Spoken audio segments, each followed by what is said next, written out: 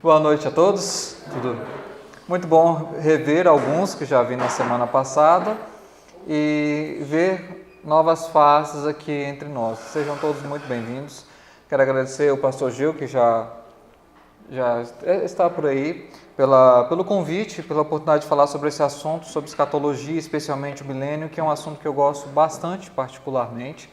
Agradecer a vocês por tirarem do tempo da semana, do meio da semana, numa terça-feira, para estarem aqui. Espero que seja proveitoso, espero que possa valer a pena ao conselho da igreja, todo mundo, que sei que para acontecer esses momentos, embora breves, é necessário toda uma conjugação de forças e tarefas para que tudo aconteça.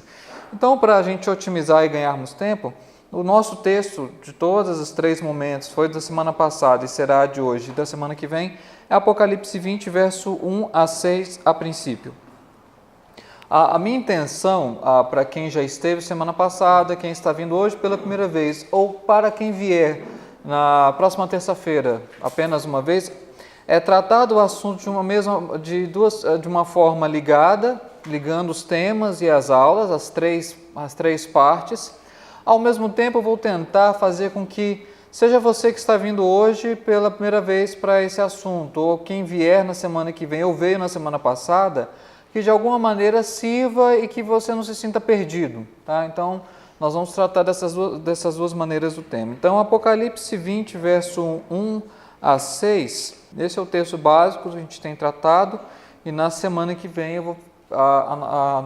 nosso encontro será apenas para a exposição deste texto. Então, vi descer do céu um anjo, tinha na mão a chave do abismo e uma grande corrente.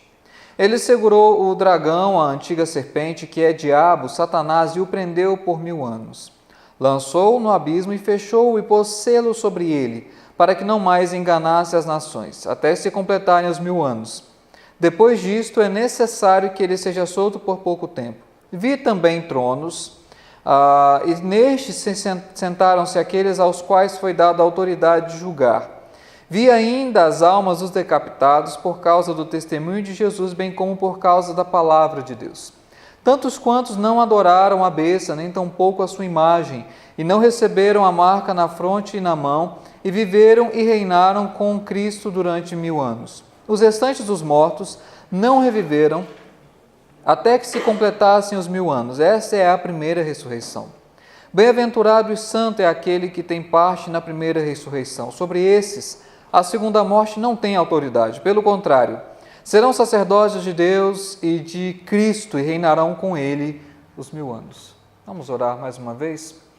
Obrigado, Senhor. A Tua palavra, ela nos traz conforto, ânimo, e quando ela nos revela a respeito daquilo que ainda não foi cumprido, mas que certamente será realizado pela Tua vontade em nosso favor, ela visa que possamos ter conforto, ânimo, para que possamos enxergar os sofrimentos do tempo presente, as tribulações do agora, da perspectiva daqueles que reinarão com Cristo, daqueles que reinam com Cristo, daqueles que se encontrarão com Cristo sobre as nuvens. E te agradecemos, ó Pai, porque este momento nosso aqui é para nos lembrarmos que algumas das Tuas promessas ainda não foram cumpridas, e por isso devemos esperá-las com ardente expectativa. Devemos viver neste mundo como se não vivêssemos nele, devemos desfrutar dele como se não desfrutássemos dele, com o nosso coração e mente nas coisas do alto, naquilo que ainda está para acontecer. Mas enquanto formos mantidos aqui, que a Tua graça nos habilite de tal maneira que sejamos confortados, confrontados e exortados pela Tua palavra. É a nossa oração, Senhor, é a nossa expectativa, em nome de Cristo Jesus. Amém. Só fazer uma rápida recapitulação do que a gente começou a conversar na semana passada. Na semana passada, nós começamos sobre uma perspectiva geral sobre o que queremos dizer a respeito de escatologia. E alguns elementos básicos que foram tratados na semana passada foi que, para a escatologia, especialmente a escatologia do Novo Testamento, o fim já começou. Nós já estamos nos últimos dias. Se você não ouviu falar disso, isso é novidade para você, é uma boa notícia. Ou seja, você não deve apenas esperar o fim, você já está no fim. Obviamente que esse fim da perspectiva bíblica é um fim, para a nossa perspectiva, delongado, mas para a Escritura é como se tudo estivesse para acontecer. Então, Essa foi a primeira afirmação, nós já estamos no fim. Esse é um importante elemento da escatologia do Novo Testamento. O segundo elemento importante dessa escatologia do Novo Testamento, agora falando mais especificamente do Apocalipse, é que o propósito do livro é revelar aquilo que em breve deve acontecer. E quando diz que em breve, é um breve que já tem cerca de 2.000 anos. Pode ser que ainda leve mais 2.000 anos, 3, 4.000 anos. Isso ao mesmo tempo dá para nós a ideia de que o cristão ele sempre vive na iminência. Sempre é iminente. Cristo voltará. Isso deve ser para nós ao mesmo tempo um caráter de iminência, está para acontecer, pode acontecer em breve, como pode ser que leve o tempo que for necessário para Deus cumprir os seus propósitos. E essa expectativa do já prometido e ainda não cumprido é a tensão que o cristão vive. Ele já desfruta em certa medida de algumas bênçãos que serão completadas quando Cristo voltar. Creio que eu tenha mencionado, uma dessas bênçãos é a santificação. Nós já somos santos, eu e você já somos tratados, inclusive o próprio texto de Apocalipse 20 fala bem-aventurados e santo. Nós já somos santos, mas ao mesmo tempo não completamente santificados. Nós já somos, mas ainda não completamente. Então essa tensão caracteriza aquilo que nós chamamos de escatologia. Hoje, então, nosso momento, nosso encontro aqui será voltado para eu explicar, então, as diferentes perspectivas sobre o milênio. E como são perspectivas em que as sutilezas fazem grande diferença, eu vou precisar da sua atenção, da sua concentração, que você fique comigo, e vou tentar, na medida do possível, aliar essas sutilezas e essas diferentes perspectivas também numa visão pastoral. Porque quando o Apocalipse ele revela e ele traz várias dessas questões a respeito das coisas que estão para acontecer, não é uma perspectiva apenas intelectual, meramente cognitiva, não é para apenas você entender. A visão do livro é que você, vendo o que ele nos diz para as igrejas, o seu coração se sinta acalentado, para que você seja confortado, para que você que está numa situação de sofrimento possa encontrar alento, conforto, ânimo. Você que talvez está até o presente momento numa certa comodidade gospel entre fazer muito e fazer nada em relação ao reino de Deus, você possa se acordar para o seu testemunho perante uma sociedade que não é cristã. Então, o livro ele sempre vai ter um aspecto prático. Então, ao mesmo tempo que eu quero tratar de elementos aparentemente muito teóricos, eu quero mostrar como eles vão impactar a nossa própria vida. Eu já quero introduzir, antes de falar das correntes chamadas correntes milenistas, que eu já quero introduzir dizendo que todas essas correntes, elas são uma tentativa de tentar condensar, resumir o que o Apocalipse diz e outros textos da Escritura. Isso quer dizer para nós que a gente tem que, ao mesmo tempo, ter uma definição. Eu não vou dizer aqui que eu sou imparcial, eu tenho uma linha pela qual eu sigo, que eu subscrevo ela, que eu acho que é a mais se aproxima da revelação bíblica, ao mesmo tempo que eu reconheço a contribuição de outras perspectivas para a vida cristã. E eu quero tratar esse assunto da forma mais sensata possível, sem elementos jocosos e nem desqualificando nenhum dos autores que eu vou citar aqui. Ok? Então, que isso fique bem claro para o tratamento da matéria. Até aqui, está todo mundo comigo? Podemos prosseguir na nossa aula? Ok. O assunto, então, eu vou pedir sempre a Diliane passar para nós à medida que eu transcorrer. Nós vamos começar pela perspectiva amilenista. A perspectiva amilenista, essa própria palavra amilenista ou amilenismo, não é talvez o termo melhor para definir essa corrente sobre o milênio. Por quê? Quando a gente fala amilenismo, o que vem à sua mente? Uma negação do milênio. E não é isso que os amilenistas se propõem a explicar. Eles acreditam no milênio, concebem o milênio, só que não da maneira como as outras correntes. Mas por uma questão de convenção, e convenção bem recente nos últimos 50 anos, nós vamos usar o amilenismo. Só estou dizendo dessa questão da terminologia, porque nenhum desses termos ele é perfeito, mas é a forma de aproximação do nosso assunto. O amilenismo, o que o amilenismo diz? O amilenismo defende que, na verdade, o milênio ele já está em andamento. Que o milênio ele começou com o advento de Cristo. Quando a gente fala advento de Cristo, essa expressão tem a ver com o ministério terreno de Cristo. Seu nascimento, sua morte, sua ressurreição e ascensão. Então, para o amilenismo, o que Apocalipse diz a respeito dos 1000 anos, é uma forma figurada do texto se referir a esse intervalo entre a primeira vinda de Cristo e a sua segunda vinda. Então, em resumo, para ficar mais simples, o que o amilenismo diz? Nós já estamos no milênio. E aí, é claro, quando eu tratar na semana que vem do texto de Apocalipse 20, aí eu vou mostrar as diferentes perspectivas sobre o texto e como o amilenismo interpreta Apocalipse 20 para chegar a essa conclusão. Parte dos pressupostos amilenistas são que o fim já começou. Se o milênio é uma perspectiva de um tempo iminentemente antes da volta de Cristo, nós já estamos no milênio. Que esses 1000 anos não são, para dizer em outras palavras, literais. Porque se fossem literais, seria mais simples, né? Por exemplo, se os 1000 anos e essa perspectiva milenista fossem literais, seria muito fácil. Seria o seguinte: quando então houver a prisão de Satanás, você conta 1000 anos e então as coisas vão terminar. Então aí você conseguiria datar a volta de Cristo, se fosse literal. Mas o amilenismo parte da premissa de que não é literal. A imagem dos 1000 anos, como outros números em Apocalipse, são números simbólicos. Um exemplo, talvez para fazer uma analogia, em Apocalipse 7 nós lemos sobre os 144 mil. É um texto conhecido? Ou a gente precisa ir? 144 mil, a multiplicação é simples. Você tem 12 mil de cada uma das tribos de Israel representados ali, e essa soma dá 144 mil. Há várias explicações para esses 144 mil de Apocalipse 7. Uma das explicações mais correntes, e é dos testemunhos de Jeová, é que 144 mil é literal. Ou seja, apenas 144 mil pessoas vão para a eternidade, vão para a glória em Cristo. O amilenismo, ou outras correntes também interpretam esse número como simbólico, que não são 144 mil literais. Primeiro, porque os números em Apocalipse eles são inerentemente simbólicos.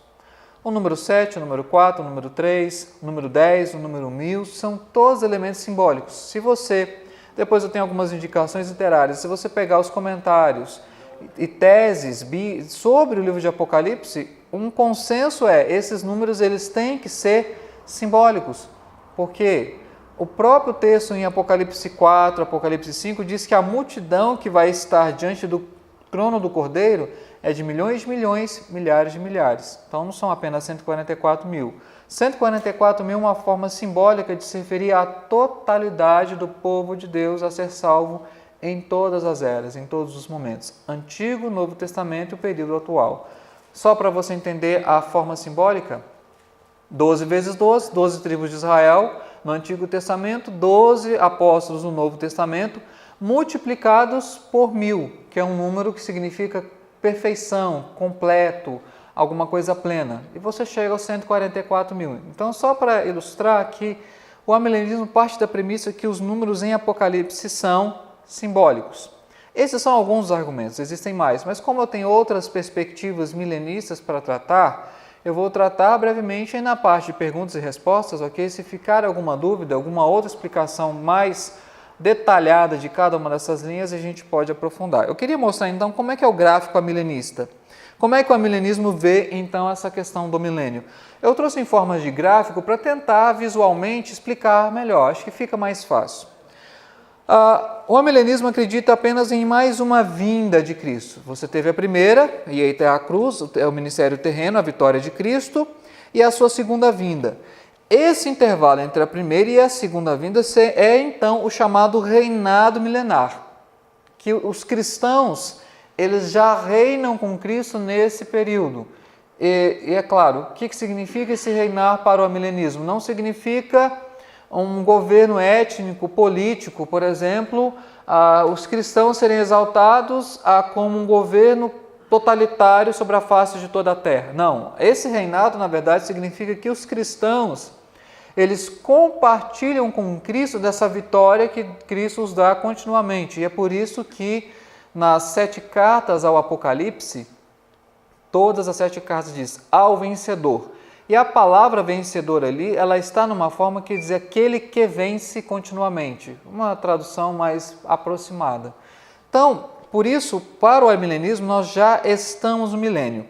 E quando esse milênio se encerrar, que na verdade não são 1000 anos, vai acontecer a ressurreição geral. Eu coloquei a ressurreição geral, a ressurreição de ímpios e crentes.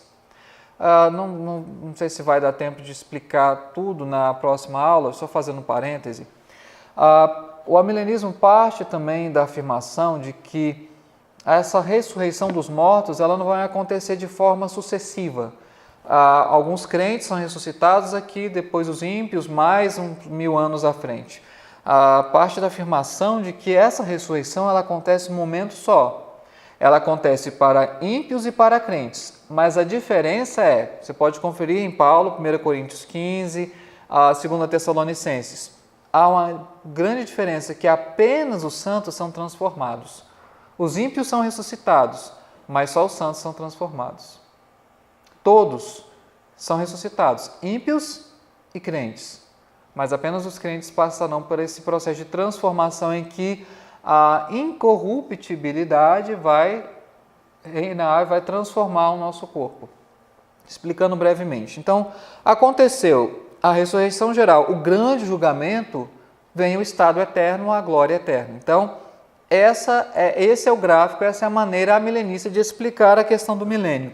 Nós já estamos no milênio, esse milênio não é literal, é um tempo que nós não sabemos qual o seu número, se são 10, 15, 20 mil anos, mas que ao final desse tempo, então, toda essa segunda vinda de Cristo, a ressurreição, o grande julgamento vão acontecer de forma, não posso dizer instantânea, mas nesse momento da segunda vinda de Cristo.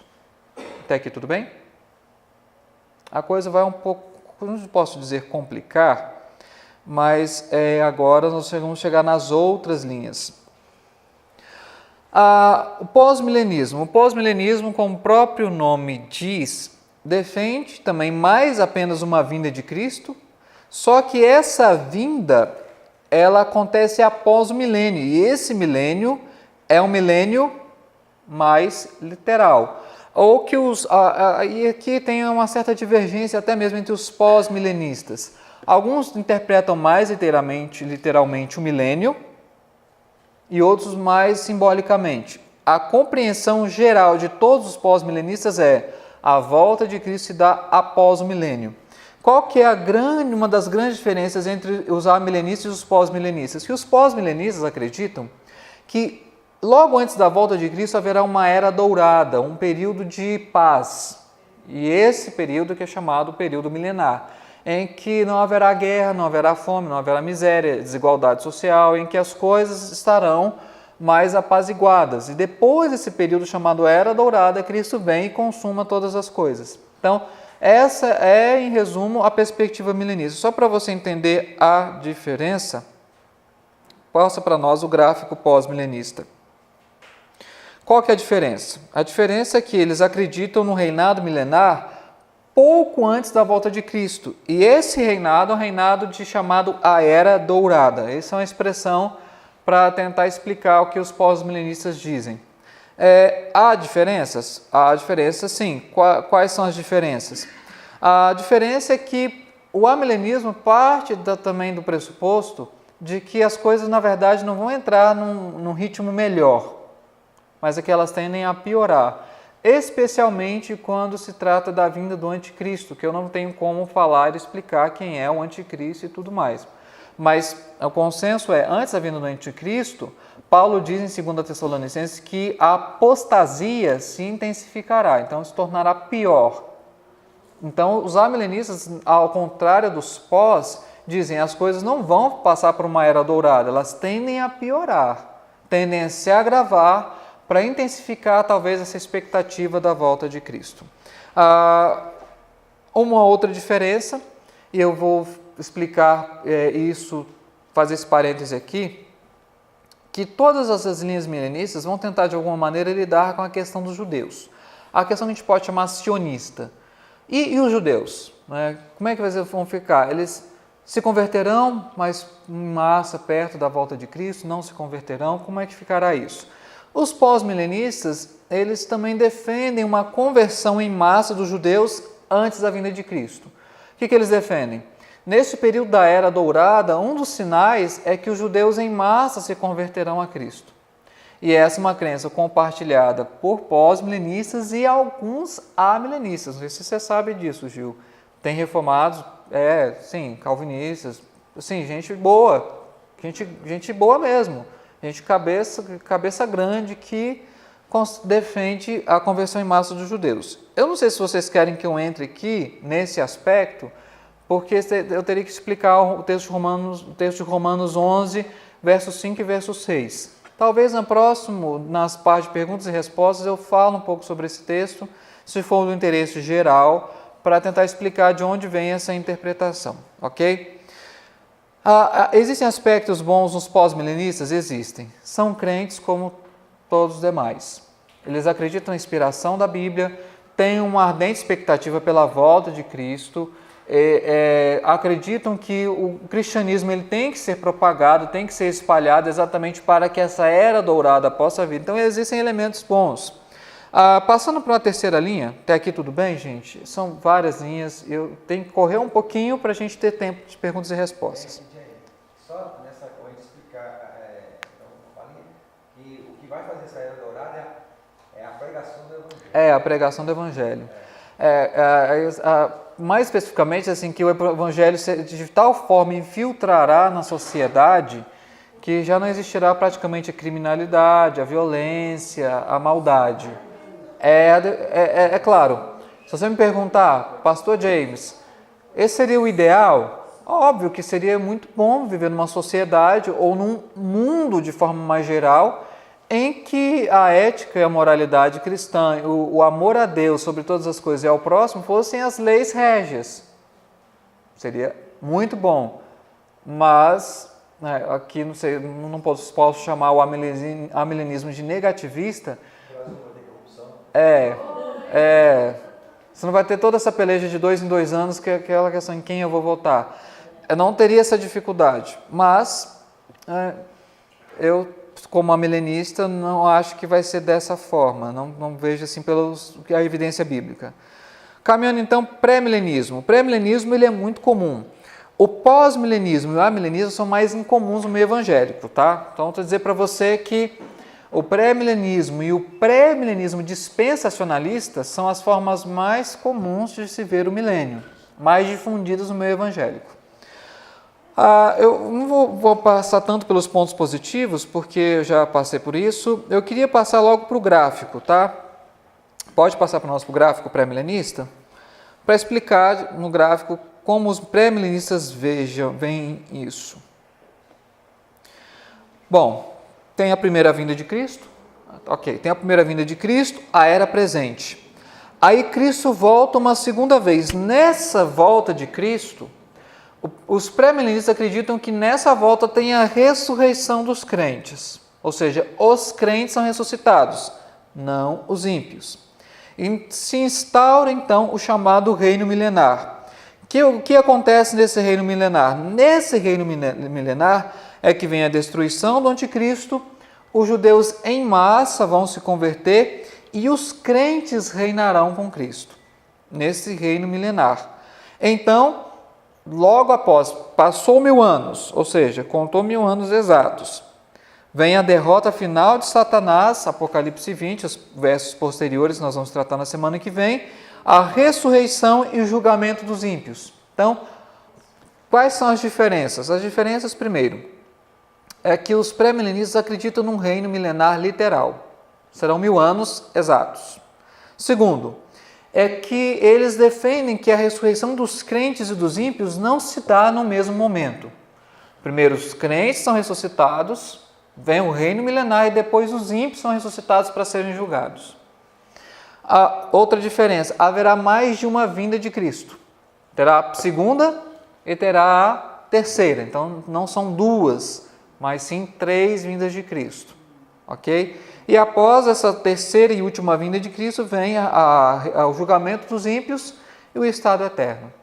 Ficou compreendido, então? que é o pré-milenismo? Esse chamado pré-milenismo histórico. Novamente, como pós-milenistas, você tinha bons nomes, tem bons nomes pré-milenistas, autores bons pré-milenistas, e até mesmo reformados pré-milenistas, se você acreditar no que eu estou te dizendo. Então, por quê? Porque são divergências pequenas comparado a outras coisas mais importantes. Você tem pessoas que são muito reformadas, mas que são também pré-milenistas. Até aqui tudo bem? Os gráficos eles só vão ganhando mais complexidade. Quando a gente chegar no dispensacionalismo, a coisa vai se complexificar, não sei se existe esse verbo, ainda mais. Até aqui tudo bem? Estamos juntos? O senhor falou na segunda vinda, segundo as escrituras, ele não desce, ele vai ficar nos ares. Então, os pré-milenistas, não é que ele vem segunda vez, ele vai tirar a igreja. Mas aí há uma questão que, como é que se entende a palavra parousia? Porque nos textos independentes, se é Paulo, Apocalipse ou outros, a palavra majoritária do Novo Testamento para descrever esse retorno é parousia. Tanto quanto para eles defenderem que será uma vinda mesmo, que Cristo virá aqui na Terra, ou essa quase vinda. A palavra que o Novo Testamento usa é a mesma. A pergunta que eu faço aos pré-milenistas é: qual que é o argumento para dizer que num texto é uma coisa e no outro texto é outra, se a palavra no grego é a mesma? Está nos ares, né? Eu com o texto na mão, mas depois a gente pode esmiuçar isso. Então, mas a palavra independente para vinda é parousia. Qualquer texto. Mas a gente vai comentar um pouco mais sobre isso, ok? Vamos então para o dispensacionalismo. Pode ir lá no gráfico. O dispensacionalismo é um pouco mais complexo, ok? Todas essas linhas têm divergências e o gráfico que eu fiz me deu um trabalho que vocês não têm ideia. Eu não estou desmerecendo o dispensacionalismo, estou dizendo assim, para eu conseguir resumir, pensar, mentalizar e fazer esse gráfico, eu demorei um tempo, fiquei assim o dia inteiro fazendo esse gráfico, assim, como é que eles vêm. Mas eu acho que eu consegui resumir a questão deles. Primeiro, tem a primeira vinda, era presente. E aí, então, aí que vem a diferença. Alguns pré-milenistas, Janete, eles defendem uma vinda mesmo. A questão do vir nos ares e arrebatar é mais uma definição dispensacionalista do que só pré-milenista. Só explicando essa distinção. O que eles chamam de arrebatamento? A ideia do arrebatamento, a ideia é exatamente Cristo vem até os ares e a igreja é levada. Por exemplo, a perspectiva daqueles deixados para trás, ou de outros materiais evangélicos, talvez até mais antigos. Acontece o arrebatamento da igreja. Nesse período, então, dá-se início às chamadas bodas do Cordeiro. O que são essas bodas do Cordeiro? É um júbilo no céu, por causa da igreja que estará lá. São 7 anos literais, que é o que eles chamam da 70ª semana de Daniel. E o que acontece nesses 7 anos? A tribulação de Daniel 9:27, a vinda do anticristo, os juízos no mundo, os 144 mil judeus selados, é uma diferença, porque o dispensacionalista, em maior ou menor grau, vai defender que os 144 mil de Apocalipse 7 é literal, está falando apenas de judeus, não de crentes. O texto lá é para judeus, não para crentes. Esse remanescente judeu que fica aqui, ele então evangeliza e há uma conversão dos gentios e, por fim, a batalha do Armagedon. Quando então passam-se esses 7 anos, vem a segunda vinda de Cristo. Cristo e a igreja então vêm, aí o que acontece? Há uma ressurreição dos santos. Quais santos? Os que morreram nos 7 anos. E os crentes do Antigo Testamento. Então, há aqui uma grande diferença.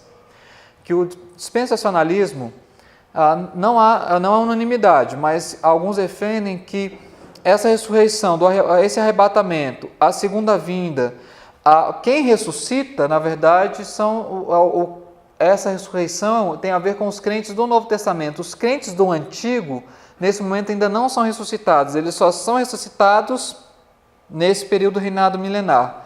Nesse reinado milenar, a prisão de Satanás, julgamento dos gentios, Cristo estabelece o seu trono literalmente em Jerusalém. Há uma restauração do Israel político, politicamente falando. Eu coloquei em uma interrogação do templo e sacrifícios porque há divergência entre os dispensacionalistas. Alguns defendem que parte dessa restauração dos judeus terá a ver com uma restauração do templo, e há quem vai além, vai dizer que é a restauração dos próprios sacrifícios no templo. Não é unanimidade entre os dispensacionalistas, mas há quem dentro dos dispensacionalistas também defende. Depois de tudo isso, então, vem o juízo final e o estado eterno. Então, uma perspectiva um pouco mais segmentada e complexa, por assim dizer. O que eu quero ao mostrar essas diferentes perspectivas sobre o milênio? Dizer que essas perspectivas divergem bastante. Existem elementos comuns? Existem. Todas as 4 linhas. Há um amilenista, um pós, um pré e um dispensacionalista. Uma coisa que todos esses têm que concordar, a escritura é inspirada. Esse é um elemento comum. O segundo elemento comum é que haverá, que isso voltará, independente se é 1, 2, 3 vezes ou mais, e ocorrerá o julgamento. A maneira que Cristo vai voltar e a forma desse julgamento é que varia, mas essa é uma crença comum entre eles. Então, para ser mais claro, a gente consegue, assim, da perspectiva da teologia reformada, caminhar com mais consonância com pós-milenistas e pré-milenistas, mas em relação ao dispensacionalismo, há algumas divergências que são fundamentais. Uma delas é que o dispensacionalismo vê 2 propósitos distintos de Deus de salvação, um para os judeus e outro para a igreja. São 2 propósitos. Alguns dispensacionalistas defendem que a igreja, na verdade, ela é um anexo do projeto de salvação de Deus. Como os judeus rejeitaram a mensagem do Evangelho, então o Evangelho se volta aos gentios, mas o propósito original e maior de Deus ainda é para os judeus. Por isso que os judeus serão restaurados ao seu território, a Israel, politicamente falando. O trono de Cristo será em Jerusalém por toda uma questão sionista. É daí que se explica, entre outras coisas, muito da influência judaica, de elementos judaicos nos cultos evangélicos das últimas 2 décadas. Dessa perspectiva de que o propósito de Deus ele passa por esses elementos judaicos. Okay? Então, em resumo, são essas 4 perspectivas. Tem um outro slide próximo que faz uma comparação entre essas. Eu só queria destacar o seguinte, é que se você pega, e por isso tem uma ordem, do amilenismo até o dispensacionalismo, há uma questão de gradação em termos de complexidade. A ideia amilenista ela pode parecer simplista, muito condensada, e a ideia dispensacionalista mais elaborada. Só que existem diferenças que têm que ser notadas. Ok?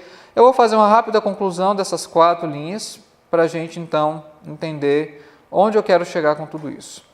Primeiro, a escolha de uma linha de interpretação vai afetar em relação ao milênio. O dispensacionalismo e o amilenismo e outros não é apenas uma questão milenista. Seria reducionismo falar isso. Na verdade, o que se está debatendo e discutindo são modos de interpretação.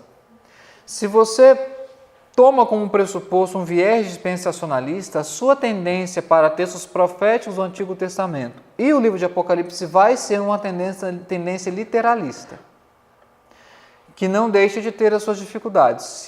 Se você vai pelo amilenismo, você vai adotar uma linha de interpretação mais simbólica, mais metafórica destes textos proféticos e do Apocalipse. E mais do que isso, o dispensacionalismo mais clássico, ou seja, do início do século XX, tinha uma tendência a dividir a própria Escritura em dispensações. Eu não tenho como entrar em todo esse mérito aqui. Se você quiser ver um bom material sobre isso, leia o livro Cristo dos Pactos. Salvo engano, no final do livro Cristo dos Pactos, o autor faz uma comparação entre A forma aliancista de enxergar a Escritura é a forma de pactual e a forma dispensacionalista. Por isso que o dispensacionalismo, ele de alguma maneira, ele teve mudanças no século XX. Tanto é que existem hoje autores chamados dispensacionalistas progressistas. Qual que é a ideia de um dispensacionalismo progressista? Vai dividir a Escritura em dispensações, só que por algumas críticas que o dispensacionalismo sofreu, porque dividia a Bíblia de forma muito atomizada, eles vão defender que há uma certa progressão. O que, na verdade, alguns reformados já vinham falando há muito tempo. Então, só para dizer que é mais do que uma questão milenista, é um método de interpretação bíblica. Não é excludente de outros elementos e contribuições, mas a forma como você interpreta a Escritura vai definir a maneira como você enxerga o milênio. Segundo, é que aqui, como eu falei no início, eu não sou imparcial. Caminho numa linha. Dentre essas propostas, com as suas fraquezas e forças, para mim, eu vou dizer isso de forma clara, vai ficar registrado na internet, a proposta amilenista, para mim, é a que mais se aproxima e se conforma com a Escritura. Não é que ela não tem problemas, tá? Não é que ela consegue explicar tudo, e nenhuma dessas linhas explica tudo.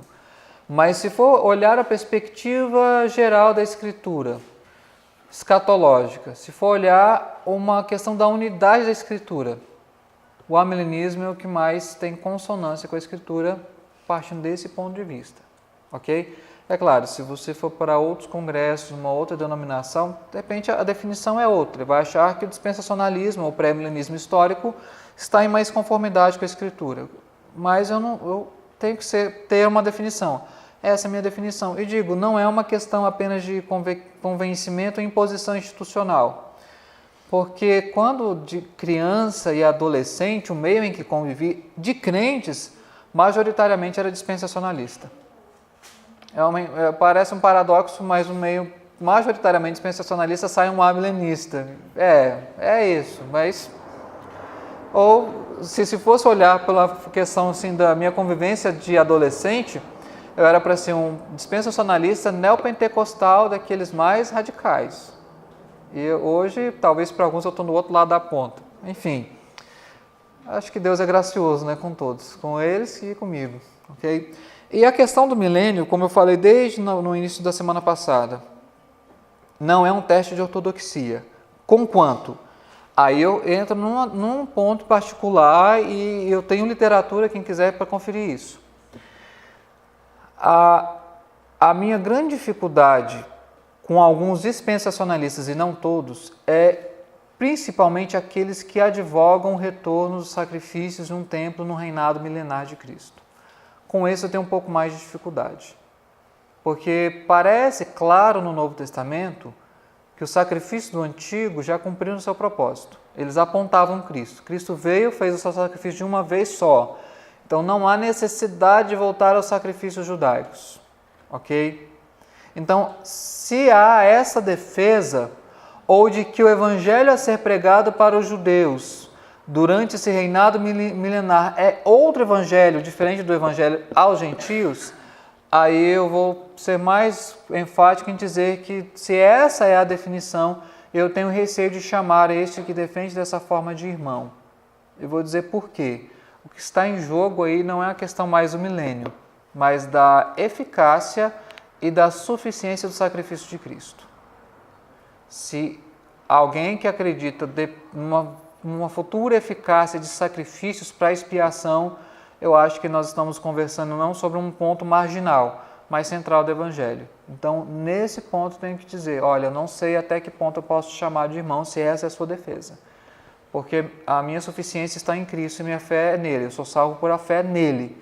Se há uma defesa do retorno dos sacrifícios, já tenho 2 pés atrás para prosseguir nessa conversa como se fosse para com um irmão. Então, não estou dizendo de todos os dispensacionalistas, mas alguns que advogam isso, eu falaria, olha, eu não sei se é o mesmo evangelho que eu acredito, ou que a gente acredita, ou que é o evangelho que Paulo pregava.